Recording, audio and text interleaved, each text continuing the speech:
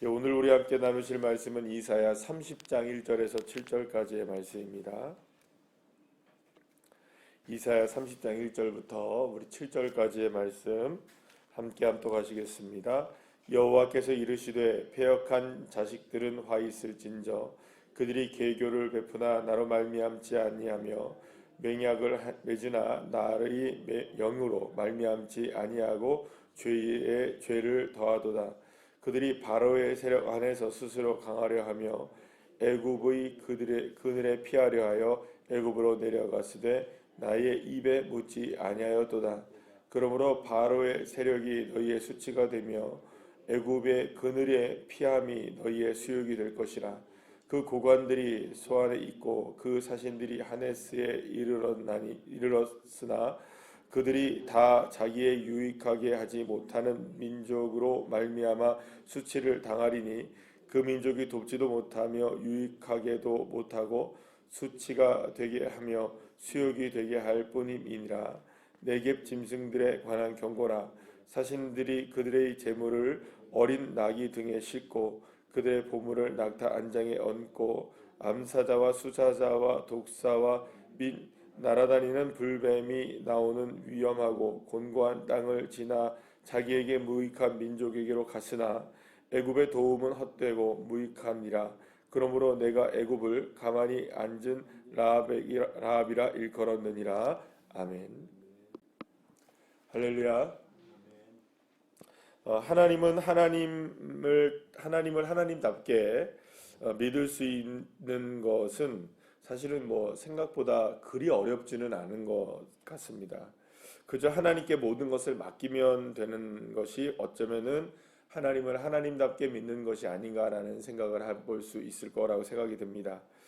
여러분, 그렇죠? 믿으면 맡길 수가 있습니다. 그죠? 믿으면 맡길 수 있습니다. 그런데 믿지 못하면 아주 작은 것이라 할지라도 맡길 수 있을까요? 없을까요? 없습니다. 맡길 수가 없습니다. 그런 면에 있어서 하나님은 우리가 아주 작은 것들이라도, 그리고 큰 것들에 작은 것 큰 것을 생각하지 않으시고 아주 작은 것이라도 하나님께 맡기는 자들이 되기를 원하시는 것이 어쩌면 하나님의 마음이 아닌가라는 생각을 하게 됩니다. 그러면 여러분들, 하나님 앞에 우리가 작은 것을 맡긴다, 아주 작은 것을 맡긴다, 그러면 하나님께 맡기는 것 중에 가장 첫 번째가 무엇일까라고 생각을 해본다면, 오늘 본문에서 나오는 것을 생각해보면 오늘 2절 말씀이 말하죠. 나의 입에 묻지 않았다 이렇게 얘기합니다. 하나님이 이제 그것에 대한 마음을 갖고 계시다는 겁니다. 그러니까 다시 말하면 하나님은 우리에게 아주 작은 것이라도 뭘 하기 원하시냐면 기도하고 묻기를 원하신다는 겁니다. 그러니까 그것이 이제 무엇으로 시작되는 거냐면 하나님께 맡기는 믿음의 시작점이 된다는 것이겠죠. 그러니까 하나님 앞에 묻는다. 그저 묻는 것이 중요하다는 겁니다. 하나님 어떻게 할까요? 하나님, 이것을 주님의 뜻대로 이루어지길 원합니다. 아주 작은 것이라도 주님께 묻고 주님의 답을 얻는 것. 그러니까 물론 물을 때마다 하나님이 우리에게 그렇게 해라 저렇게 해라 이렇게 응답하지 않으실 수 있습니다.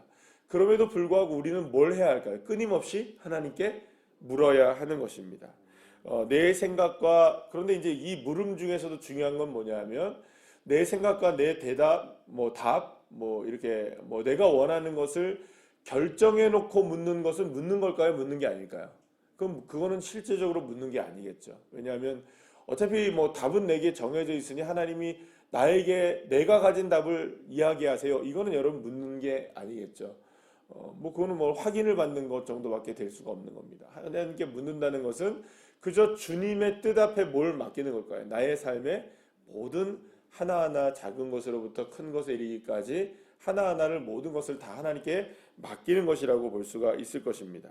그러니까 결국에는 하나님의 답을 기다리는 거죠.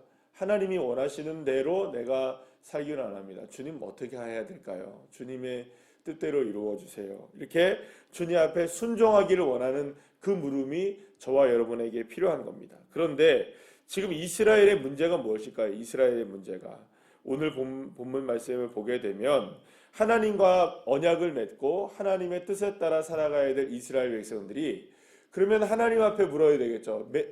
계약을 누구하고 했습니까? 하나님과 했죠. 하나님과 계약을 했고 하나님과 언약을 맺었으면 하나님께 물어야 되는데 이건 계약을 맺지도 않고 오히려 계약을 맺으면 안 되는 애굽이나 아수르나 다른 나라들에게 자꾸 도움을 요청하게 되고 그 힘을 바라보게 되고 그들에게 묻고 있다는 겁니다. 오늘 본문 2절 말씀에 보면 그들이 바로의 세력 안에서 스스로 강하려 하며 애굽의 그늘에 피하려 하여 애굽으로 내려갔으되 이렇게 얘기합니다. 그러니까 지금 이스라엘은 실제적으로 아수르가 위협을 당해오자 이 애굽 아수르의 이 위협을 막기 위해서 누구에게 지금 도움을 요청하려고 합니까? 애굽에게 도움을 요청하려고 했던 겁니다. 실제적으로 애굽에게 도움을 요청해도 사실은 도움이 될까요, 안 될까요? 안 됨에도 불구하고 이스라엘 백성들은 여전히 누구에게 묻고 있는 겁니까? 자꾸 애굽에게 묻고 있는 겁니다. 그러니까 사실은 이게 이제 문제 중에 하나가 뭐냐면 지금 그때 당시에 이사야 선지자가 있었던 이 당시에 거짓 선지자들은 계속해서 누구를 힘을 의지해야 된다고 얘기했을까요? 애굽의 힘을 의지해야 된다고 얘기를 했던 겁니다. 그러니까는 그들의 말만 듣는 겁니다. 하나님을 의지하라는 말은 듣지 않고, 여러분들 그렇죠? 하나님을 의지하라는 말은 듣지 않고 애굽을 의지하라는 말은 들었던 거예요. 그런데 여러분들 그럼 한번 생각해 보시죠. 왜 선지자들이 애굽을 의지하라고 이야기를 했을까라는 겁니다. 선지자라면 누구를 의지하라고 얘기했어야 될까요? 당연하죠. 하나님을 의지하라고 얘기해야 되겠죠. 그런데 선지자들 중에서 많은 선지자들이 애굽을 의지하라고 얘기를 했던 거예요. 이게 하나님의 뜻이다. 그러면 왜 그들은 그렇게 했을까요? 그 선지자들에게 있어서 자기들이 원하는 것들을 얻을 수 있었던 겁니다. 누가 원하는 답을 했던 겁니까? 그러니까 이스라엘 백성들이 원하는 답을 했던 거예요. 그러니까 백성들이 원하는 답을 하니까 백성들이 좋아할까요? 안 좋아할까요? 좋아하죠. 그러니까 백성들이 원하는 답을 하게 되고 애굽을 의지해야 된다고 많은 선지자들이 이렇게 외쳤던 거예요. 그러니까 여러분 참 선지자와 거짓 선지자가 나눠지는 기준이 무엇인지 아시겠습니까? 참 선지자와 거짓 선지자. 거짓 선지자는요, 백성들의 귀를 간지러운 것을 긁어줍니다. 누구의 마음에 합당한 말을 전할까요? 백성들의 마음에 합당한 말을 전하는 겁니다. 그럼 참 선지자는 누구의 마음에 거슬리는 말을 전할까요? 백성들의 마음에 거슬리는 말을 전합니다. 근데 누구의 마음에 합한 겁니까? 하나님의 마음에 합한 겁니다. 그러니까 이 거짓 선지자들이 자꾸 누구에게 마음을 얻으려고 하다 보니까 사람들의 마음을 얻으려고 하다 보니까 결국에는 누가 좋아하는 말을 전할까요? 백성들의 마음에 드는 말을 전하고 그러면 결국에는 누구에게 의지하라? 애굽을 의지해라. 이렇게 이야기가 나오게 되는 겁니다. 그러면 결국에는 그렇게 전하는 거짓 선지자들이나 백성들이나 모두가 다 누구의 만족을 위한 것일까요? 자기 만족을 위한 겁니다. 다 자기 만족을 위해서. 하나님께 묻지는 않는 겁니다. 그러면 자기 만족이라는 것은 결국에는 방금 전에 말씀드린 것처럼 답을 누가 갖고 있다는 걸까요?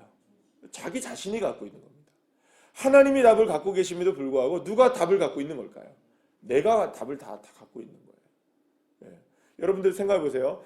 이제 수능이 이제 얼마 안 남았잖아요. 이제 며칠 앞으로 다가왔는데 수능 시험에서 어떤 문제가 나왔어요. 쉬운 문제이든 어려운 문제이든 답은 누가 정한 겁니까? 출제자들이 정한 거죠. 맞나요? 내가 이걸 생각할 때 이거 1번이야 생각한다고 여러분들 아무리 쉬운 문제도 1번 문제가 있어요. 1번 문제가 예를 들어서 뭐 수학이든 뭐 이게 수학 문제를 푼다 합시다. 그러면 이 수학 문제를 푸는데 1번 문제가 가장 쉬운 문제예요. 뭐 문제 나온 중에 가장 누구나 다 맞출 수 있게 해준 문제예요. 그런데 출제자들의 정답은 3번이라고 생각해 볼게요. 그런데 문제를 푸는 학생이 이 문제를 풀 때 이거 너무 쉽네 하고서 1번을 탁 찍었어요. 이거 무조건 이건 1번이 정답이어야 해. 왜냐하면 1번은 1번이니까. 그러면 그게 맞나요? 안 맞나요? 아주 어려운 문제가 2번이에요. 근데 2번 문제를 여러분들 정답이 예를 들어서 출제자들은 3번으로 또 정했다고 칠게요. 근데 2번 문제를 풀 때 아주 어려운 문제의 정답은 2번이어야 해. 왜냐하면 2번 문제니까. 그리고 2번을 찍었다고 생각해 볼게요. 아무리 내가 맞는 정답이라고 생각한들 출제자가 맞습니까? 내가 맞습니까? 이건 말하면 뭐 하겠습니까, 여러분들? 근데 이스라엘 백성들이 지금 어떤 생각을 갖고 있는지 아시겠어요, 여러분들? 왜 지금 이스라엘 백성들이 어려움을 당하고 있는지 아시겠습니까? 정답을 누가 정해놓은 겁니까?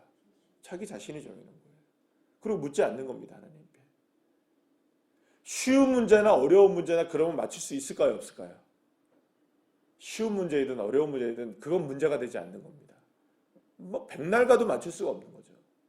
백날 가도 틀리는 겁니다. 백날 가도 틀리는 거예요. 결국에는 여러분들 백문의 일답이 정답이 뭘까요, 우리에게? 예수 그리스도이시고 하나님의 말씀이시고 거기에게 묻지 않으면 우리는 정답을 날마다 피해가는 사람이 될 수밖에 없는 것입니다. 결국에는 하나님께서 이스라엘 백성들에게 원하는 것은 큰 걸 원하시는 게 아닙니다. 뭘 원하실까요? 하나님께 묻는 겁니다.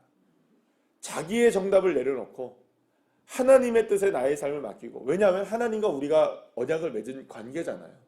그런데 그 언약에 맺은 관계를 하나님을 의지하며 나가는 삶이 되어야 하는데, 그렇지 못하면 여러분들 결국에는 우리의 인생에서 정답을 찾을 수가 없는 겁니다.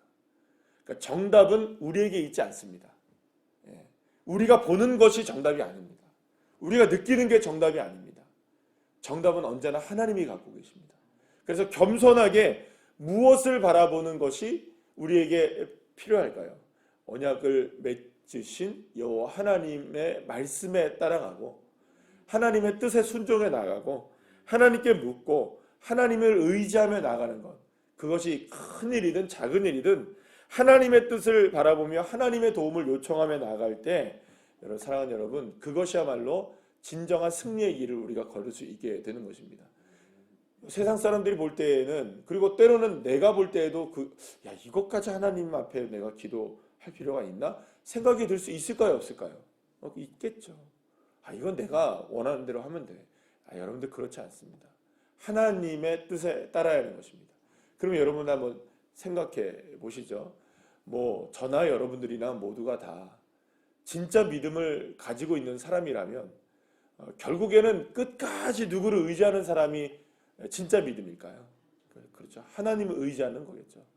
보이는 것이 아무리 이것이 옳다 할지라도 그것을 하나님의 뜻이 이곳에 이 문제 가운데 이루어지길 원합니다. 주님 이루어 주세요. 내가 원하는 것이 아니라 나는 지금 뭘 의지하고 싶을까요? 이 문제에 관해서 애굽 의지하고 싶고, 나는 이 문제에 관해서 내가 원하는 대로 좀 생각을 해보고 싶은데, 하나님 정말 애굽을 의지하는 것이 주님의 뜻이 아니라면 결연하게 그것을 내려놓게 해주십시오.